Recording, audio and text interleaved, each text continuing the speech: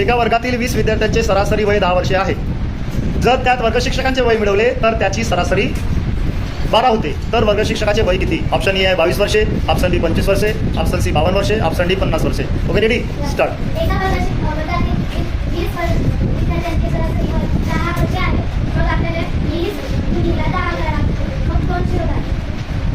आणि मग म्हटलं जर त्यात वर्ग शिक्षकांचे वय मिळवलं तर त्यांची सरासरी 12 होते. तर वर्ग शिक्षकांचे वय किती?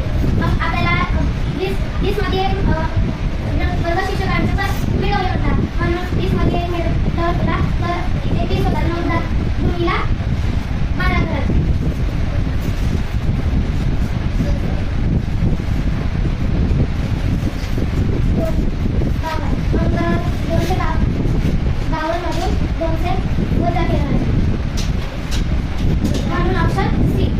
काय आहे ते 52?